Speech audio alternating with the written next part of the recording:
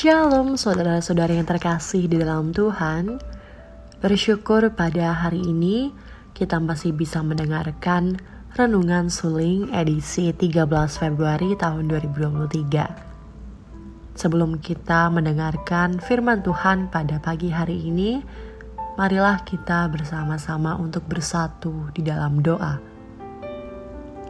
Bapa kami yang bertahta di dalam kerajaan surga, terima kasih Tuhan atas berkat, atas kasih karunia, sehingga pada hari ini kami masih dapat mendengarkan firman-Mu Tuhan melalui renungan hari ini. Biarlah apa yang kami dengar, biarlah apa yang kami masukkan ke dalam telinga kami, semuanya dapat menjadi berkat untuk hidup kami maupun hidup orang-orang di sekitar kami. Terima kasih Tuhan. Hanya di dalam nama Tuhan Yesus Kristus kami telah berdoa dan mengucap syukur kepadamu. Haleluya. Amin. Saudara-saudara yang terkasih dalam Tuhan, judul renungan kita pada hari ini adalah Tuhan bisa berikan lebih. Yang bacaan Alkitabnya diambil dari Kisah Para Rasul pasalnya yang ketiga, ayat yang pertama sampai dengan ayat yang ke-10. Ketika orang itu melihat bahwa Petrus dan Yohanes hendak masuk ke bait Allah, ia meminta sedekah. Saudara-saudari yang terkasih dalam Tuhan, orang yang meminta-minta, jika ia mendapatkan sedekah, sedikit pun itu sudah baik. Mengapa? Karena bukankah yang ia minta adalah sebuah sedekah? Namun bila ia mendapatkan lebih dari itu, maka itu sungguh amat baik. Namun apa kuncinya? Meminta. Apa arti meminta di sini? Mengkomunikasikan. Dan orang yang dimintai bisa tergerak hatinya justru ketika komunikasi yang disampaikan itu tulus, tidak memaksa. Saat anak saya ulang tahun, saya bertanya apa yang ia minta. Dijawabnya, hadiahnya burger saja. Burger saja? Berapa sih harga sebuah burger? Mungkin 12.000. Kalau yang di resto ternama, mungkin 20-30 ribuan saja. Mendengar permintaan sederhana yang ia komunikasikan dan dengan tulus atau tidak memaksa itu, justru saya terharu.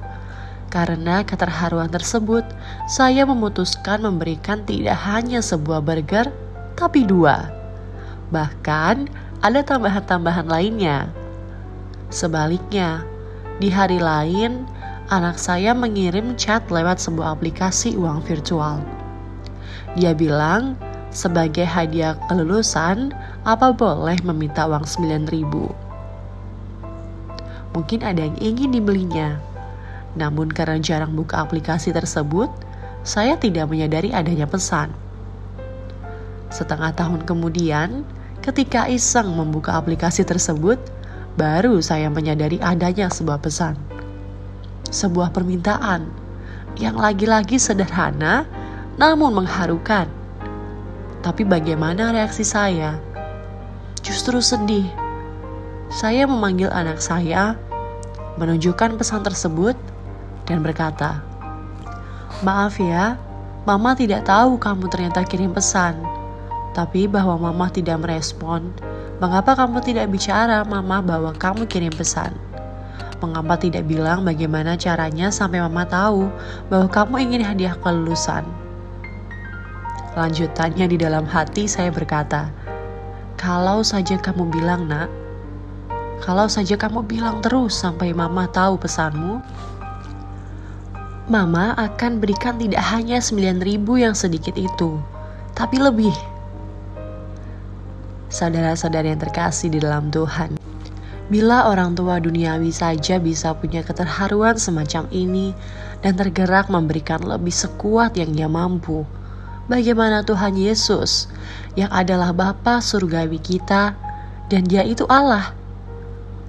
Bila orang lumpuh sejak lahir itu meminta sedekah, dan lewat Petrus serta Yohanes, justru Tuhan berikan kakinya kembali. Kaki yang bisa normal lagi. Apa yang kau harap dengan tulus dan mau kau komunikasikan dengan Tuhan hari ini?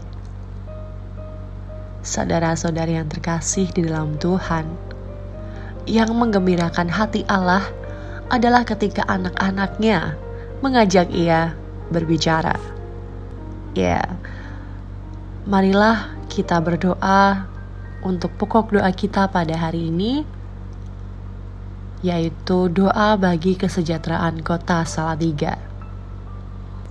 Saudara-saudara yang terkasih di dalam Tuhan, demikian renungan suling kita pada hari ini. Biarlah apa yang kita dengar bisa menjadi rema dalam kehidupan kita semua. Tuhan Yesus memberkati.